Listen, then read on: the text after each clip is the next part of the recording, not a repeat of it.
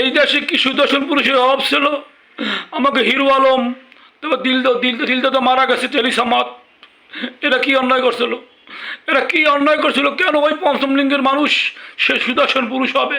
হ্যাঁ, আমরা কি করছি? আমি বই 4:30টার সময় ঘুম থেকে ব্যায়াম করতে যাই সুদর্শন পুরুষ হওয়ার জন্য। আমি তো পারলাম না সুদর্শন পুরুষ হইতে।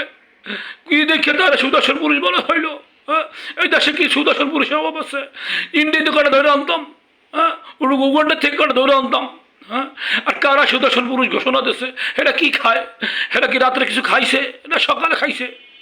শুকনো জাতীয় কিছু খাইতে পারছে? আমার মনে হয় হেগো মুখটা ভিজা ছিল না, হেগো মুখটা শুকনো ছিল। তাকে মাথায় কোনো বুদ্ধি নাই। কি একটা খান না কি একটা খান, হে যদি সুদর্শন পুরুষ হয়। আমি কি করছি? আমাকে বন্ধু বান্ধব আছে, শামীম ভাই আছে, আরিফ ভাই আছে, হেরা কি করছে? হ্যাঁ, তারা কি করছে? আমি নাহলে বাদই দিলাম। আর হিরো আলম, তুমি চুপ করে আসো কেন? তোমার কি লজ্জা করে না? তোমাকে থইয়া হিরো আলম তোমার থইয়া সুদর্শন পুরুষ বানাইছে। তুমি কি করছো ভাইয়া? আমি এটা মানতে পারি না। সুদর্শন পুরুষ নিয়ে এটা আমি মানতে পারি, এটা দুর্নীতি হয়েছে। এটা নিয়ে দুর্নীতি আন্দোলন করবো, আন্দোলন আন্দোলন আন্দোলন আন্দোলন।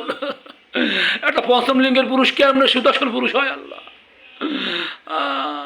রাখি, কেউ কিছু মনে করেন না, মনে ভিতরে অনেক কষ্ট, তাই বাস করলাম।